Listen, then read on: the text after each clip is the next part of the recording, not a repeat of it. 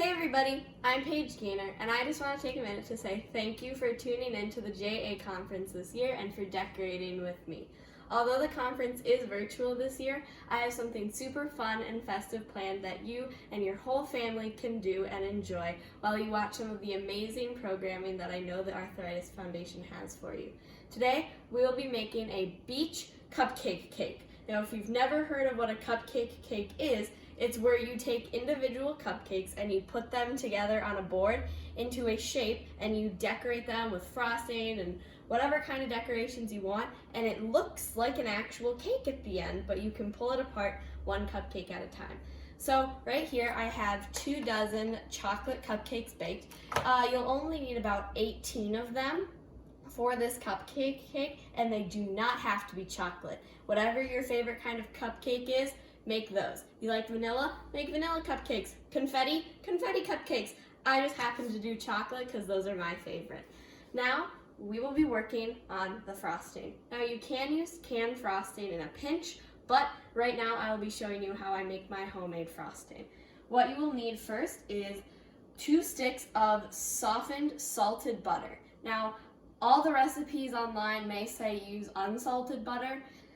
I always use salted. It kind of tunes out the sweetness from the powdered sugar and it just makes the frosting taste a whole lot better. So right here in this mixing bowl, I have 2 sticks of softened butter. Now you can use a stand mixer like I'm using, or you can use a big bowl with a hand mixer. Now you want to mix the butter together until light and fluffy, just the butter itself, for 2 minutes.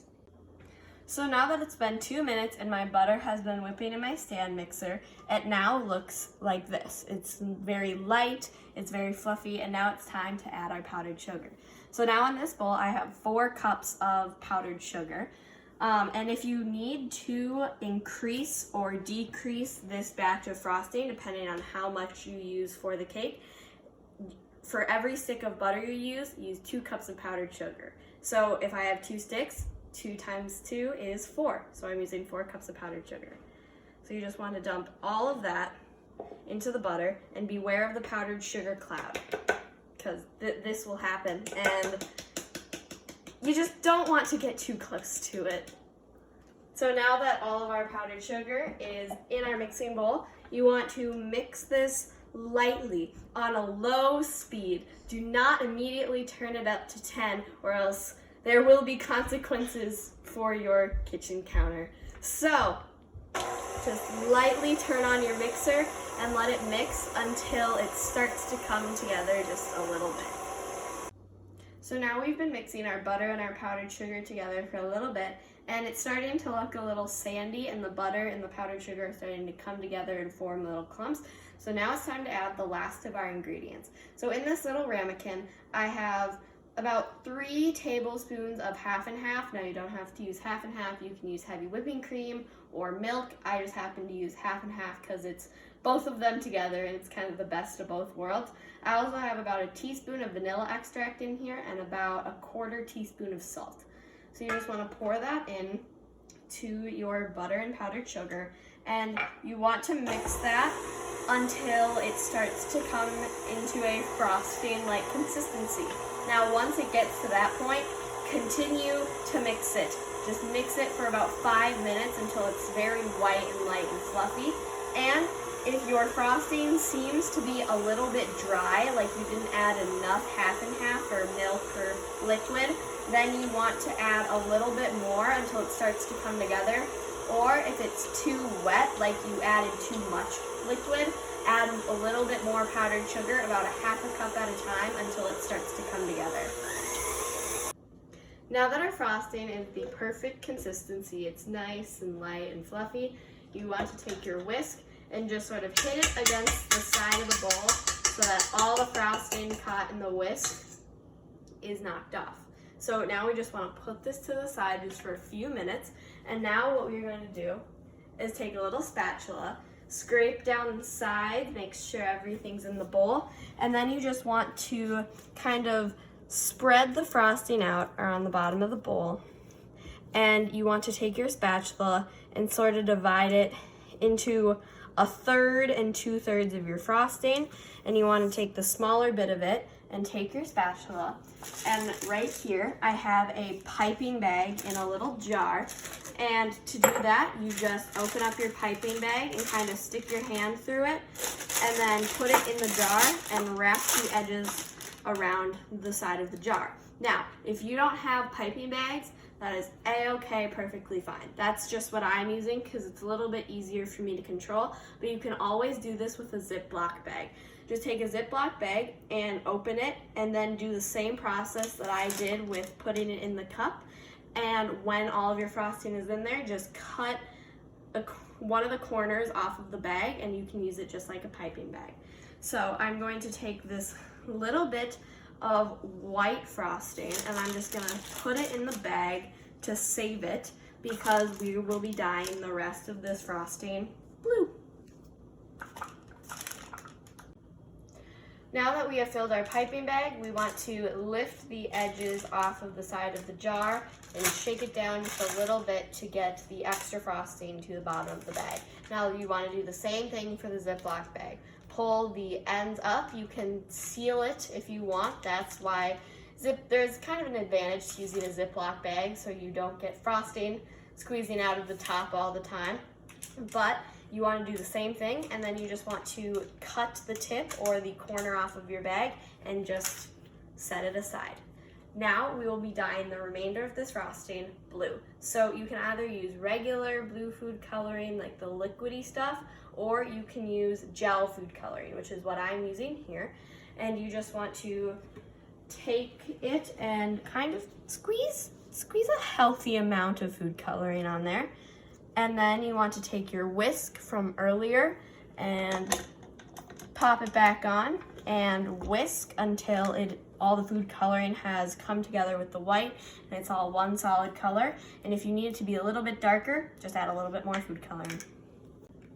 So now that we have dyed our frosting, this is the exact color I was going for. So we want to take the whisk off and do the same thing that we did for the white frosting, just using all of the frosting that we have left and putting it in a piping bag or another Ziploc and just repeating the process using the jar. The frosting is now complete, and now it is time to start laying out our cupcakes on our board.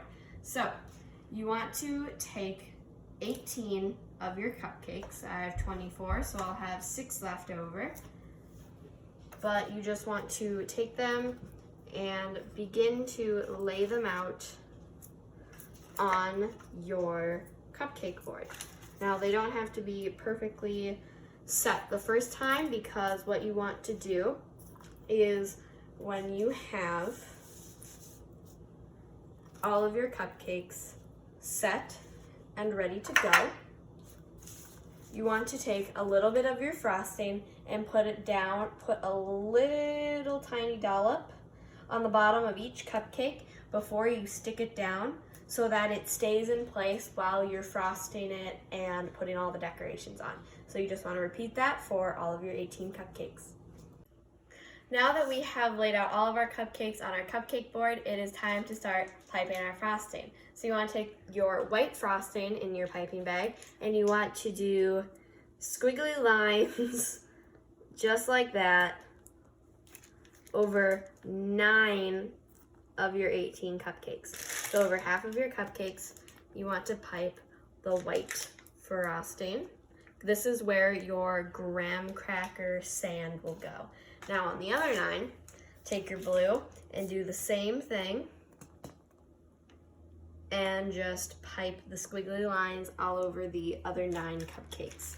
And once you have all those lines piped out, you want to take a butter knife and take it and you want to spread it around, spread the frosting around on your cupcakes. Now it does not have to be perfectly smooth.